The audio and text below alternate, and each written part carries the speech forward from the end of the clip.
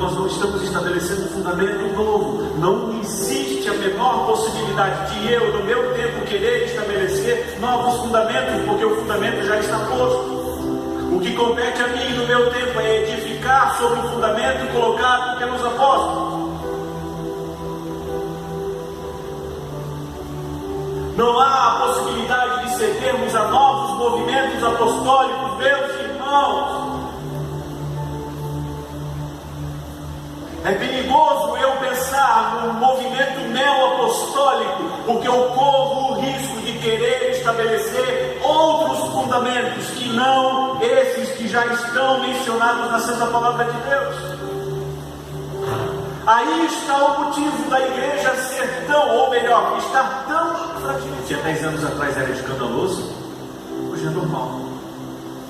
Acostumamos com o pecado. E isso na Bíblia chama-se amor esfriando. Há algum tempo atrás, os que nos antecederam na igreja pregavam fortemente contra o pecado e a favor da santidade. Hoje, por causa dos falsos mestres, nós temos sido conduzidos como igreja a um lugar perigoso, onde tudo é lícito, onde tudo é permitido, onde nada é pecado. Por quê? Por causa do dualismo pregado por alguns pseudo-iluminados, que dizem que o que interessa para Deus é só a alma e o espírito, a carne para nada presta. Então, o que eu fizer na carne... Deixa eu falar uma coisa para você, Romanos, Paulo aos Romanos, ele diz que nós temos a obrigação, a responsabilidade de apresentar os nossos corpos por sacrifício vivo, santo e agradável a Deus, porque nós não somos de nós mesmos, fomos comprados por preço. Eu quero começar essa meditação abrindo com vocês a nossa Bíblia Sagrada em livro de Atos dos Apóstolos, no capítulo 2, a partir do versículo 42. Atos dos Apóstolos, ou melhor traduzido, Atos do Espírito Santo, a história da igreja. Capítulo 2, versículo 42, enquanto você procura. Queridos, o livro de Atos é um livro que compreende os 30 primeiros anos de vida da igreja fundada no dia de Pentecostes. O livro de Atos dos Apóstolos, ele traz a história, ele traz o registro de uma igreja em plena ascensão. O livro de Atos traz a história de uma igreja viva, de uma igreja eficiente. O livro de Atos traz a história de uma igreja saudável, uma igreja que se move. E no capítulo 2, versículo 42, nós encontramos o seguinte: e perseveravam na doutrina dos apóstolos, e na comunhão, no partir do pão e nas orações. Em cada alma havia temor, e muitos prodígios e sinais eram feitos por intermédio dos apóstolos. Todos os que creram estavam juntos e tinham tudo em comum. Eles vendiam as suas propriedades e bens, distribuindo o produto entre todos, à medida que alguém tinha necessidade. Diariamente perseveravam unânimes do templo, partiam pão de casa em casa e tomavam as suas refeições com alegria e singeleza de coração, louvando a Deus e contando com a simpatia de todo o povo. E enquanto isso, acrescentava-lhes o Senhor dia a dia os que iam sendo salvos. Até aqui. Qual é o retrato de uma igreja viva? Ou melhor dizendo, qual é o retrato da realidade da igreja? Sim, porque a igreja é um organismo vivo. Cristo falou que a igreja é o seu corpo. Amém? E todo corpo, como um organismo vivo, ele funciona de maneira que ele próprio se edifique a si mesmo e produza, promova a edificação àqueles que o servem, através dos relacionamentos. O que eu vejo aqui no versículo 42, e perseveravam na doutrina dos apóstolos e na comunhão, é um fundamento existência da igreja desde Atos dos Apóstolos até hoje. Nós estamos aqui hoje reunidos como igreja porque temos perseverado na doutrina dos apóstolos desde a sua fundação, em Atos capítulo 2, na descida do Espírito Santo de Deus. O que significa essa palavra perseverança ou perseverar? Significa persistir, resistir, apegar-se. Traz a ideia de dedicar-se continuamente a algo ou a alguém. Traz a ideia de ser forte ou firme com relação a alguma coisa. A palavra doutrina significa instrução, orientação, ensino. Então, o que fez a igreja permanecer até os dias de hoje é porque a igreja tem se apegado aos ensinamentos dos santos apóstolos. Queridos, nada é novo no que diz respeito à igreja. Fala-se de métodos, fala-se de modos, fala-se de tempos e de épocas, mas a igreja do Senhor Jesus jamais mudou. O que nós pregamos hoje, os santos apóstolos pregaram no passado. Nós apenas tomamos o cuidado de repetir as histórias e repeti-las novamente e outra vez. E essa série de repetições ao longo dos séculos tem produzido, tem promovido o crescimento e a manutenção da igreja. Você está entendendo? E perseverava, ou seja, se apegava à doutrina dos apóstolos. Retrato da realidade de uma igreja saudável. Retrato que ilustra como uma igreja pode ser atuante, independente do tempo, independente do local onde ela esteja inserida. Porque eles se apegavam, eles se dedicavam continuamente aos ensinos dos santos apóstolos. A palavra comunhão significa koinonia, que quer dizer parceria por causa de um interesse em comum. O que significa comunhão? Uma parceria em torno de algo que as pessoas têm em comum. Eu tenho falado durante todo o ano de 2017 que nós temos um elo que nos une. Qual é o elo que nos une? Fale mais alto. Jesus. Se esse elo que nos une, que nos mantém juntos, nos for tirado, nada mais tem condições de nos manter nesse lugar, reunidos como igreja semanalmente. Você está me entendendo? Assim como os amantes de futebol têm como elo de ligação os seus times, os seus jogos, assim como os amantes de cinema têm como elo de ligação os filmes, as séries e por aí vai, assim o cristão tem como elo que o liga um ao outro a pessoa do Senhor Jesus.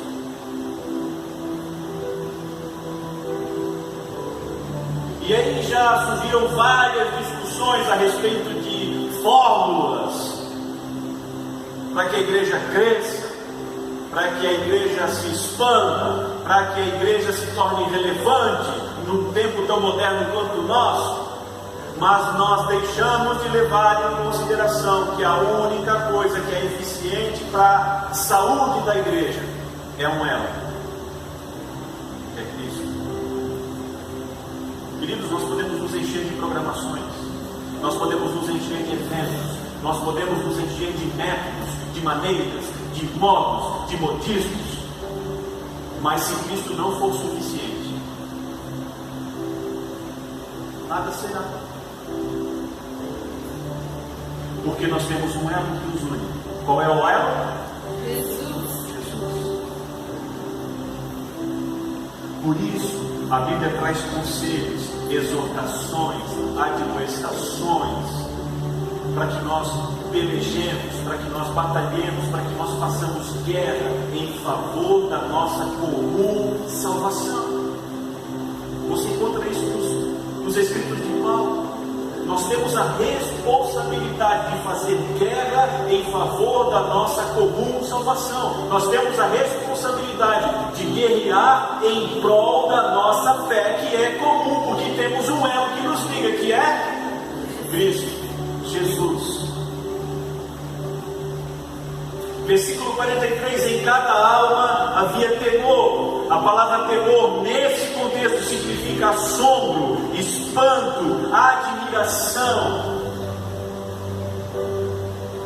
Como eu sei que uma igreja é saudável? Quando os seus membros têm admiração, têm assombro, têm espanto, cada vez que se reúne na casa do Senhor para ser alimentado pela palavra, independente de quem seja o ministro que está aqui falando. Porque o que está sendo ministrado é a palavra do Senhor. E a palavra do Senhor fala a respeito de um elo, que é Jesus. Você percebeu que eu estou repetindo bastante? É a forma mais eficiente de nós gravarmos as doutrinas do alto. O próprio texto do Antigo Testamento mostra Deus ensinando os pais a inculcar. E o que é inculcar? É empurrar a goela abaixo o tempo inteiro, é fazer a pessoa meditar naquilo 24 horas por dia. Deus orienta os pais a inculcarem a sua palavra na vida das crianças, para que elas não se desviassem. Deus, na lei, orienta os judeus, o seu povo escolhido, a nação eleita, a colocar porções das escrituras nos umbrais das portas, para que cada vez que eles chegassem em casa, eles dessem de cara com aquilo. Eles tinham que andar com fitinhas nos braços, com versículos bíblicos, para se lembrarem do Senhor. As suas vestimentas tinham adornos que os faziam lembrar do amor que eles deveriam ter pelo Senhor. Então a repetição é um método de Deus para que eu e você absorvamos, gravemos e coloquemos a palavra dele em prática. E eu vou repetir de novo, porque nós temos um elo em comum, que é Jesus. Como eu sei que uma igreja é saudável? Se há brilho nos olhos dos congregados. Quando não há mais brilho nos olhos dos congregados, é sinal de que a igreja está enferma, é sinal de que a igreja está doente, é sinal de que a igreja está em decadência, moral ou espiritual, ou quem sabe ambas. Versículo 44, todos os que creram estavam juntos e tinham tudo em comum. É aquele negócio da parceria, da coinonia.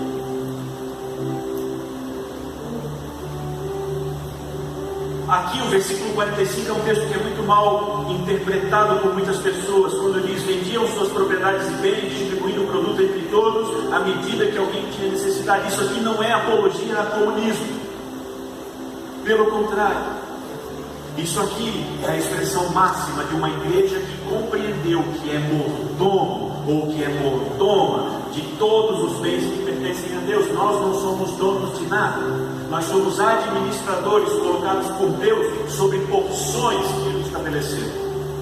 E nós temos que dar conta disso. Então o que o texto ensina aqui? Comunismo?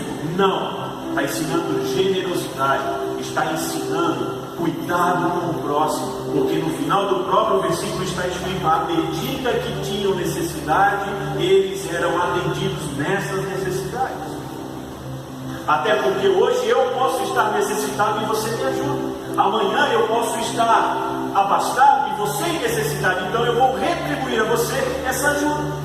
De maneira que, como diz o apóstolo Paulo, aquele que dá muito não tem falta de nada. E aquele que recebe também não vai ter muita abundância, porque Deus opera em igualdade. Você está entendendo? Versículo 46 me chama demais a atenção. E eu fiz questão de sublinhar na minha Bíblia. O que diz na sua Bíblia, versículo 46? A minha diz assim: diariamente. Diga comigo: diariamente. Não é mensalmente, não é quinzenalmente, não é quando me dá na telha. Não, diariamente, perseveravam. Essa palavra perseverança é a mesma que está no versículo 42, que significa apegar-se a algo, dedicar-se continuamente. Eles estavam tão apegados a Jesus, tão apegados a Deus, tão apegados à adoração, que todo santo dia eles tiravam um tempo para ir ao templo adorar.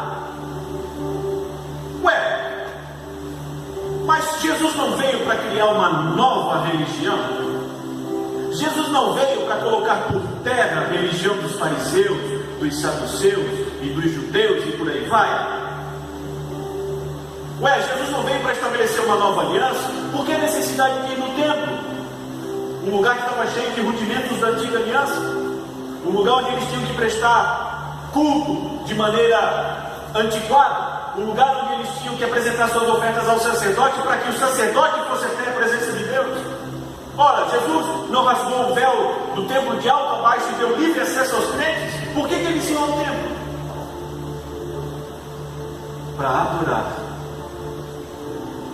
Porque o mesmo Deus que havia invadido o seu coração na pessoa de Cristo era o Deus que estava sendo adorado lá pelos judeus. Mas, para anunciar as maravilhas que eles tinham provado, que eles tinham experimentado, que eles tinham testemunhado. Nós vemos Pedro e João indo ao templo, onde aconteceu aquela cura maravilhosa daquele coxo. Nós vimos os outros apóstolos se dedicando continuamente a ir ao templo para adorar e para evangelizar, para adorar e para anunciar a Cristo. Não foram poucas as vezes que os apóstolos se depararam com os religiosos do templo. E o que eles faziam? Defendiam a fé. Diariamente perseveravam, unânimes no templo. Partiam pão de casa em casa. E tomavam suas refeições com alegria e singeleza de coração. Louvando a Deus, eu faço questão de repetir porque é importante. Louvando a Deus e contando com a simpatia de todo o povo. Algumas versões dizem, e caindo na graça de todo o povo. Alguma versão diz isso? Ou achando graça diante do povo. Diz assim: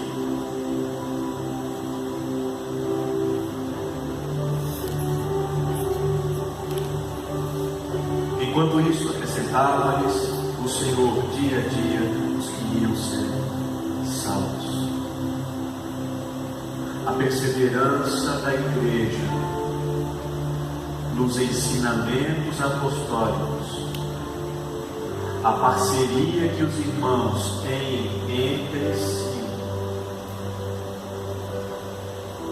a perseverança no adorar, no cultuar, no estar junto do templo, a simplicidade de vida que regia todo o comportamento do povo, fazia com que o mundo olhasse para a igreja e desejasse. E o Senhor, por causa da saúde da igreja, ia acrescentando as almas dia após dia.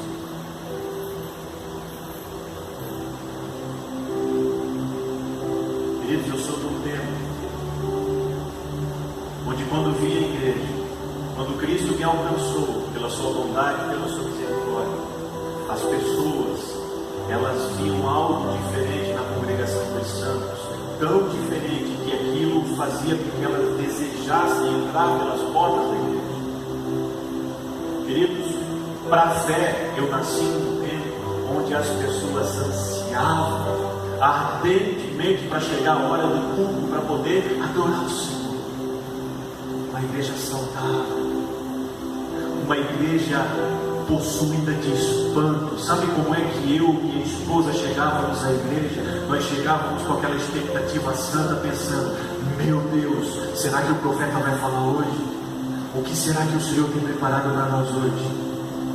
Nós chegávamos à igreja com aquele brilho nos olhos, desejosos de cantar alguma canção para o Senhor.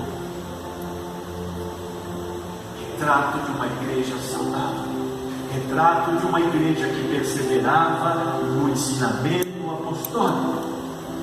Diga-se de passagem, o ensinamento apostólico hoje, ele vem sendo repetido pelos santos servos do Senhor, os pastores, os mestres, os evangelistas. Note, nós não estabelecemos fundamento. O fundamento foi posto pelos apóstolos, os 11 e mais Paulo, ou melhor dizendo, os 12, porque depois que Judas morreu, Matias foi colocado no lugar. Então os 12 e mais Paulo estabeleceram todo o fundamento da igreja. E de lá para cá, o que nós, servos do Senhor, fazemos é repetir, e repetir, e repetir, e repetir, e repetir, na esperança de que você seja constrangido pelo amor do Espírito Santo e se converta a Deus. O apóstolo Paulo traz uma merda. Se vocês escutarem outro evangelho diferente desse que nós vemos anunciando a vocês, que seja anátema, ou seja, que seja maldito. Então nós não estamos estabelecendo um fundamento novo. Não existe a menor possibilidade de eu, no meu tempo, querer estabelecer novos fundamentos, porque o fundamento já está posto. O que compete a mim no meu tempo é edificar sobre o fundamento colocado pelos apóstolos. Não há a possibilidade de cedermos a novos movimentos apostólicos, meus irmãos. É perigoso eu pensar num movimento neo-apostólico, porque eu corro o risco de querer estabelecer outros fundamentos que não esses que já estão mencionados na Santa Palavra de Deus. Aí está o motivo da igreja ser tão, ou melhor, estar tão fragilizada. Porque alguns se desviaram do ensino dos apóstolos. Alguns não têm perseverado, não têm mais se apegado, não têm tido mais força nem firmeza para guardar no seu coração aquilo que os santos servos do Senhor têm ensinado. A nossa geração tem se tornado semelhante à geração de Ezequiel, que pregava, pregava, pregava, e o povo dizia: uau! Que eloquência! Parece poesia o que esse cara fala. Parece uma música muito bem arranjada. Mas eles não colocavam a palavra do profeta em prática. Ezequiel 33 você encontra essa história.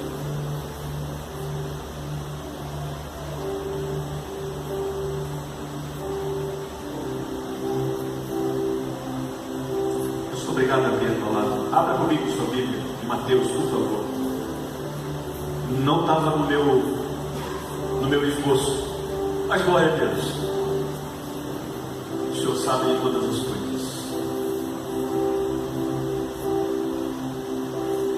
Mateus capítulo 24,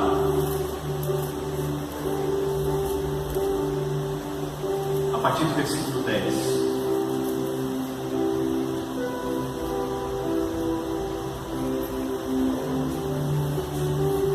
Evangelho de Mateus, capítulo 24, a partir do versículo 10. O que Jesus está falando aqui? Ele está falando sobre o princípio das dores, os tempos do fim.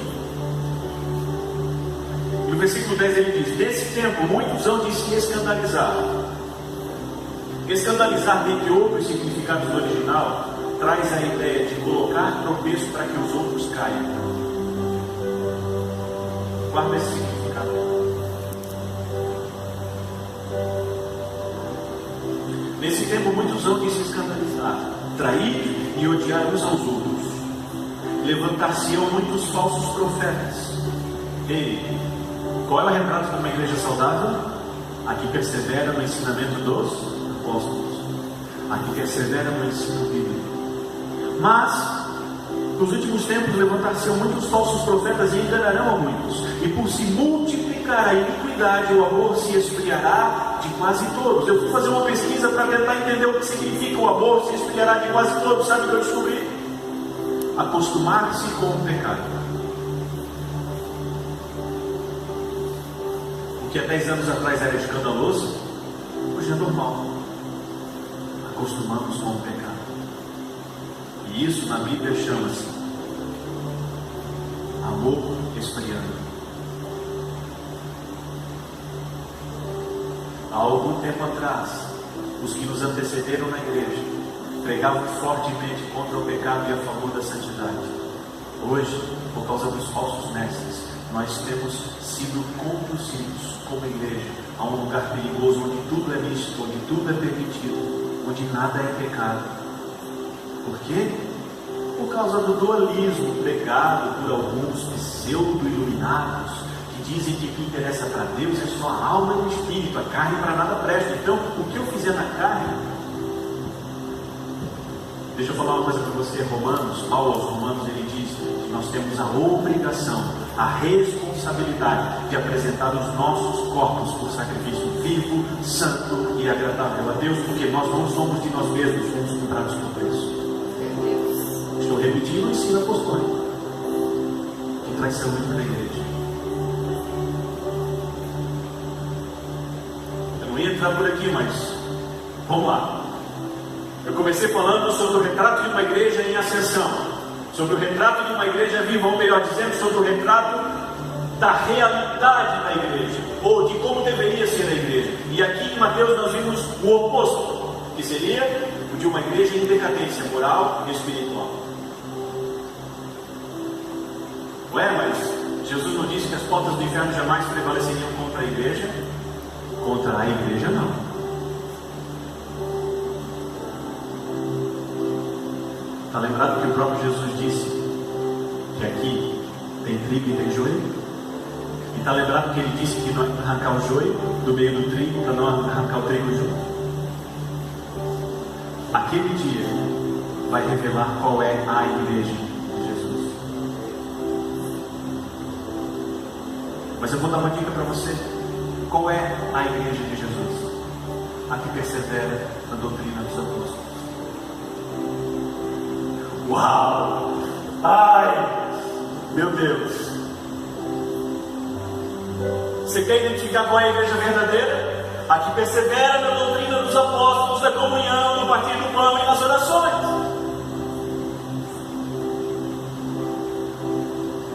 Pergunto: de qual igreja você faz parte?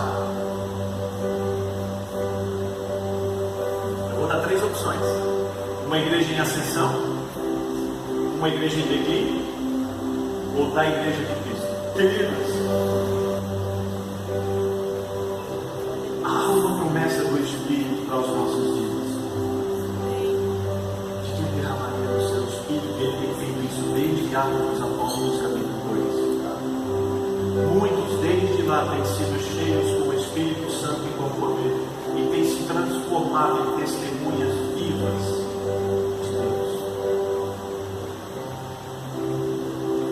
Existe a necessidade de você atentarmos para aquilo que estão nos ensinando, se é de Deus ou não, se é doutrina apostólica ou não, se é verdade eterna ou modismo do momento.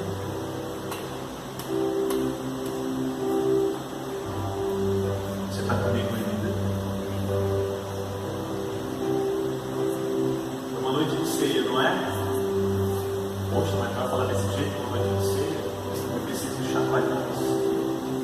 Porque o apóstolo Paulo, no 1 Coríntios, no capítulo 11, ele fala que aquele que come e bebe sem discernir o corpo, come e bebe juízo para si. Abra lá comigo, 1 Coríntios.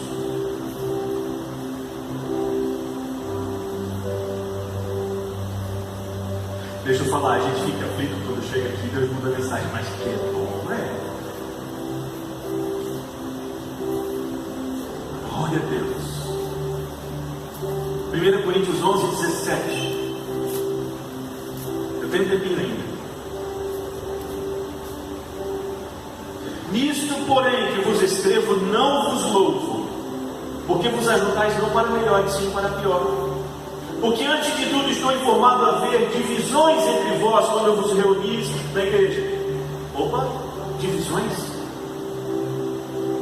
Aonde se estabelece uma divisão? Aonde tira-se o elo que nos liga? E o nosso elo é? Por que essa igreja tinha divisão? Eles tinham perdido o elo. Entendeu, Luana? Essa igreja perdeu o elo de ligação entre eles. Por isso se formaram partidos, divisões. E o texto bíblico relata, registra, que onde há sentimento faccioso e inveja amargurada, aí há toda sorte de maldade. Deixa eu voltar para o texto. Porque antes de tudo foi formada divisões entre vós quando vos reunis. Aonde? Na igreja. E eu em parte creio. Porque até mesmo importa que haja partidos entre vós, para que também os aprovados se tornem conhecidos no vosso meio. Aquela questão do joio e do trigo. Quando, pois, vos reunis no mesmo lugar, não é a ceia do Senhor que comeis, porque ao comerdes, cada um toma antecipadamente sua própria ceia, e há quem tenha fome ao passo que há também quem se embriague. Não tendes porventura casas onde comer e beber? Ou menosprezais a igreja de Deus e envergonhais os que nada têm? Que vos direi? Louvar-vos-ei? Nisso certamente não vos louvo. Poxa, começamos em Atos dos Apóstolos com uma igreja violenta, forte. E aqui a gente chega em Coríntios e vê uma igreja fragmentada, uma igreja dividida que perdeu o seu elo de ligação. Por quê? Havia na igreja de Corinto um misto de gente. Pessoas bem abastadas financeiramente e pessoas pobres, homens livres e escravos. Quem era livre, quem tinha condição, conseguia chegar antes na igreja e trazia bons pratos para cear. Mas os escravos, os serviçais, os pobres, eles chegavam depois e dificilmente tinham como trazer alguma coisa, e quando traziam, certamente não era algo que os ricos gostassem de comer. Aí o que eles faziam? Vou comer o meu primeiro, né? O cara que chega depois se dane. Para você entender, eu vou comer minha lasanha, se ele quiser comer sardinha dele, o problema é dele. Eu vou comer picanha, o músculo ele come. Você está entendendo? Era esse tipo de coisa que acontecia na igreja de Coríntios. Versículo 23. Porque eu recebi do Senhor o que também entreguei, que o Senhor Jesus, na noite em que foi traído, tomou o pão, e tendo dado graças, o partiu e disse: isto é o meu corpo que é dado por vós. Fazei isto em memória de mim. Por semelhante modo, depois de haver ceado, tomou também o cálice, dizendo: este cálice é a nova aliança no meu sangue. Fazei isto todas as vezes que o beberdes em memória de mim. Porque todas as vezes que comerdes este pão e beberdes o cálice, anunciais a morte do Senhor até que ele venha. Por isso, aquele que comer o pão ou beber o cálice do Senhor indignamente será réu do corpo e do sangue do Senhor. Examine-se, pois, o homem a si mesmo, e assim coma do pão e beba do cálice. Pois quem come e bebe sem discernir o corpo, diga comigo, sem discernir o corpo, come e bebe juízo para si. Eis a razão, porque há entre vós muitos fracos e doentes, e não poucos que dormem. Você conhece alguém que está fraquinho na igreja? Não fala quem é, só levanta a mão. Ninguém conhece? Você já identificou alguém que esteja doente na igreja, seja física ou espiritualmente? Você porventura já olhou para alguma pessoa e você percebeu que ela está morta? Está dormindo?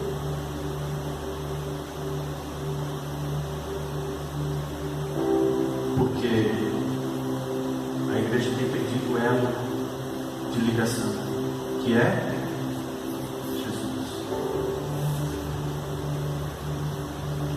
Eu gostei muito do que o Leandro Vieira falou. Quem conhece a cabeça não se ofende com o corpo. Ele estava falando da igreja. Essa é forte, né, Paulo? Aquele que conhece o cabeça não se ofende com o seu corpo. Se você está se ofendendo com o corpo de Jesus, é porque você ainda não conhece Ele como cabeça. Você ainda não o tomou como elo de ligação entre você e o teu irmão. Logo, quando você participa da ceia, você está comendo e bebendo juízo, porque você está fazendo sem levar em consideração o teu irmão. Você está entendendo?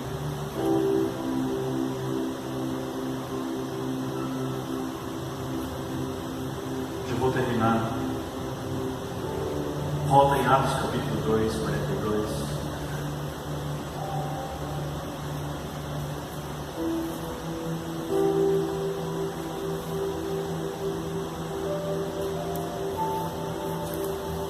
Na sequência eu vou chamá-los à frente. Nós vamos nos assentar em torno dessa mesa e eu vou ministrar a Santa Ceia do Senhor.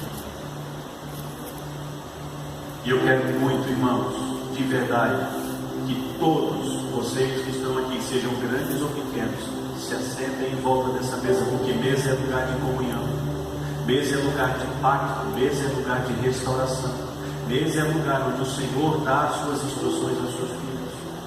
Então você não deve ficar de fora. Agora eu gostaria ao mesmo tempo de te dar um conselho. Faça um autoexame e verifique se Cristo continua sendo o teu elo de ligação com o teu irmão. Se não, arrependa-se e comece de novo, porque a mão do Senhor não está encolhida para que não possa te salvar. A graça do Senhor não foi retirada sobre a tua vida. Aliás, nós vivemos no período da graça. Então o Senhor pode restaurar todas as coisas na tua vida, te fazer forte, te fazer vivo, te fazer saudável, de maneira que as pessoas, ao olharem para você, vão desejar aquilo que você tem. E a igreja de Jesus será manifesta. Por quê? Por perseverarmos na doutrina dos apóstolos, na comunhão, do partir do pão e nas orações. Por nos apegarmos ao que temos aprendido. Por nos tornarmos parceiros uns dos outros. Por sermos tomados de assombro, de espanto, de admiração, quando a palavra do Senhor é mencionada numa roda de conversa. Deixa eu te falar, isso não tem preço. Eu tenho me reunido com alguns irmãos têm me procurado, nós sentamos, às vezes caminhando de um lado para o outro, abrimos a palavra do Senhor com aquilo que temos no nosso coração, no nosso entendimento, e nós choramos por causa do espanto e da alegria de termos recebido do Senhor uma revelação. Isso não tem preço. E isso tudo pode ser restaurado aqui, enquanto estivermos à mesa. Amém? Eu não quero que você faça parte de uma igreja em ascensão, porque tudo que sobe um dia cai, um dia desce. Eu não quero que você faça parte de uma igreja em declínio moral, porque essa não é a igreja do Cordeiro. Eu quero que você faça parte da igreja de Jesus, aquela de que ele disse: as portas do inferno jamais prevalecerão contra ela. Aquela de que ele diz assim, minha amada, minha santa, minha imaculada, minha desejada, pomba minha, amada minha, irmã minha. Porque é assim que somos conhecidos por Cristo. Queridos, os apóstolos, eu vou encerrar com essa palavra. Os apóstolos, num determinado momento, se não me falha a memória, Paulo, se não for Paulo, algum outro apóstolo que o fala. Ele disse mais ou menos assim: se antigamente nós conhecíamos alguém segundo a carne, hoje nós já não conhecemos ninguém desse jeito. Pelo contrário, nós os conhecemos em Cristo, por Cristo, por Cristo. Se antes eu conhecia as pessoas do seu antigo modo de viver, hoje quando eu olho para elas, eu olho através da cruz, porque na cruz eu encontrei o perdão para os meus pecados, a redenção para a minha alma, a esperança que me governa e que pode alcançar também esse meu irmão, essa minha irmã. Como elo de uma corrente, eu posso chegar no meu irmão, engatar, ele diz: eu tenho Jesus como elo e quero que você esteja ligado comigo e com ele.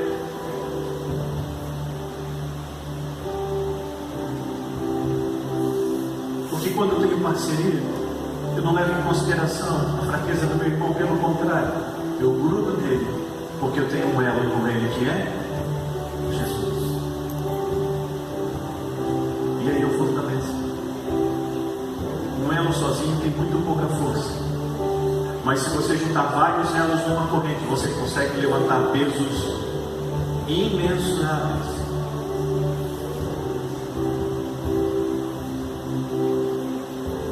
Cara, essa noite, eu creio que Jesus está levantando a sua igreja. Eu creio que Jesus, melhor dizendo, está manifestando a sua igreja no meio daquilo que chamamos igreja. Deixa eu profetizar algo. Você faz parte dessa igreja, a igreja do Cordeiro de Deus.